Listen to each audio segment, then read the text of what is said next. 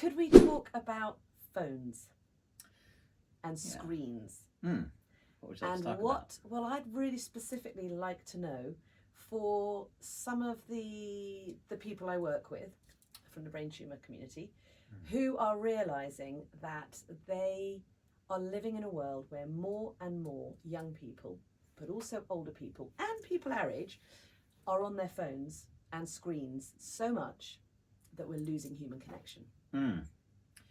So where phones, I think, really potentially cause an issue is if you and I are sitting here having a conversation and I'm tip-tapping on my phone while we're talking. Yeah. Right now, there's no way I'm fully present with you. No. Right. Thanks to COVID, our meeting methodologies have changed quite a bit. Yeah. Right. Spend our lives on Zoom. We spend our lives on, on Teams, on whatever platform you so desire, and it takes a lot of discipline to refrain from multitasking. Yeah. Even though the research shows that multitasking doesn't work, that as much as we like to try, our brains aren't built that way. Yeah. So that's one thing that isn't a neuro myth. Correct. Yes. That switching task, or it's not the even switching is, task. The neuromyth is women are better at multitasking than men. That is a myth. Nobody can do it. No. Right. No. So that is a neuro myth. Yeah. But what is fact is that it reduces. Isn't it called switching tasks? Yeah. So what happens when we're trying to multitask is we task switch back and forth very quickly between this conversation and the conversations on my phone, whatever. Yeah. And so my brain is going and what happens is it puts an extra cognitive load on my brain. Yeah. It consumes the available cognitive energy much quicker. Yeah. Our cognitive energy is a finite resource, right? Yeah. We've only got so much oxygen, so much glucose, right? So much ketones. Yeah. And the quicker we consume it, the quicker we're going to need to replenish. And then the other part of the always on sort of culture is we don't take time to replenish. We don't go out and get a breath of fresh air, or take the dogs for a walk, or even stand up from our desk for a minute. Yeah. Right. My wife and I have discussions all the time about, we go in phases where if after work, if we're sitting at home and we're going to watch telly or something, we put our phones in the other room. Some days we're better at that than others, but but you know what I mean. But it's let's completely put it out. But last thing people do before they go to bed is look at their phone. The first thing people do when they wake up is look at their phone. Yeah. What's going to happen in the hours that you're sleeping? I know. Right. And so I think that that's the real sort of the crux of what's going on. And with these devices, of course, manufacturers, app producers, they know that that they have to do certain things to kind of keep your eyeballs on their screen, right? So we call it gamification sometimes, right? Yeah. In fact, Adam Alter had said that for every one person that's looking at a computer screen, I think he said there's 10,000 people on the other side of that screen trying to keep them connected. Wow. Right? So people saying, how do I keep Monica on my app? How do I keep Monica doing this? How do I keep Monica out of that conversation and looking here so I can show her some ads, or I can get her to buy something or whatever. Right? So that's the danger. So you've got the cognitive overload. So what's that doing to our brain? And then there's the trying to get our attention, and so that's leading to addiction. Yeah, definitely. And I had that about a year ago, where I just kept on scrolling. Yeah. And I'm thinking, I know I shouldn't be doom scrolling, but I'm doing it. Yeah, I call it dopamining. Dopamining, I love it. Dopamining. Looking for that dopamine hit, looking at it, and it's like, what am I waiting for? I don't quite know. When am I going to stop?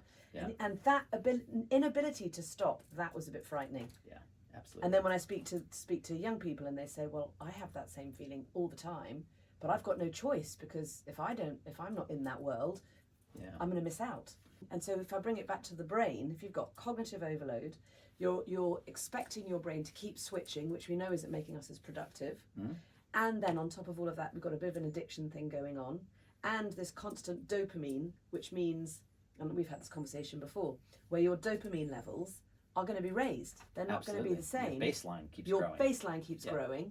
Then what is going to give you pleasure and joy? Yeah, the next thing, right? So in terms of the brain, what damage is all of that doing, would you say? What damage is all that doing? Well, I mean, it's fundamentally changing our brains, right? As our as we just mentioned, as our dopamine baseline increases, we're going to require something bigger to get the next dopamine hit, whatever that is. Yep. That's why it's dopamine, looking for the next thing. Like, oh, that's a funny cat video. Looking for the next thing.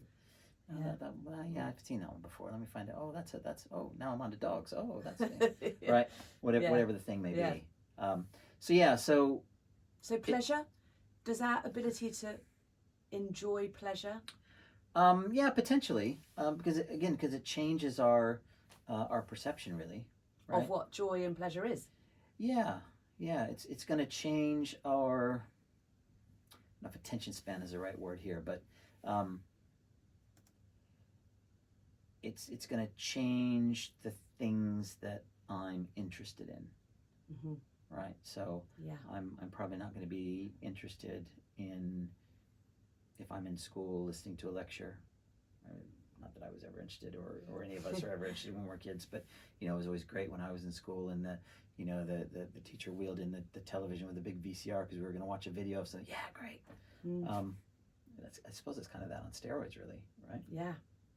And Google Maps, the inability to be able to know where to go. That part of our phone brain. Numbers. Not remembering phone numbers because we don't need to, because we know our phone will do that, or how to get anywhere. I know 2 phone numbers. I know my phone number and I know my wife's phone number. Mm-hmm. Don't know anybody else's phone. When I was younger, before. You're so right. I could remember loads of numbers. Yeah. So again, does that mean parts of our brain will reduce, or is that going to become another neuro myth? Probably reallocated to other things, right? So not so much reduced, but the neuroplasticity says that if we're not using a part of our brain, it could be allocated to something else. They see that with people who might have some sort of, say, impairment due to an accident. Somebody who becomes blind later in life, for instance. The parts of their brain that were responsible for processing visual imagery gets reallocated to other parts of their physicality that's working, right? Yeah. And so I think there's probably something there. So I think all of this means that it probably, going back to you asked a question about my question, it is going to shift the way that we connect as humans. Absolutely. And we're entering into that new phase. Yeah. And personally, that makes me a bit sad. Does it make you sad? Does it make me sad? It makes me interested in what's going to come next. What do you think is going to come next? I don't know. I think that there's going to be pros and cons to everything, right? There's going to be things that are, look at the way AI is kind of doing stuff these days, right? There's things that are really great about AI, things that aren't really great about AI.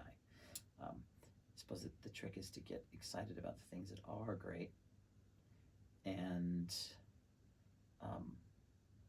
only focus on the things that aren't great insofar as to try to promote the things that are, if that makes sense.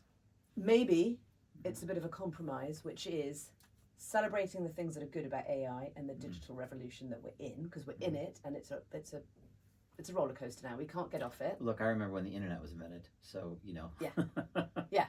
And so there's plenty. I'm of an age.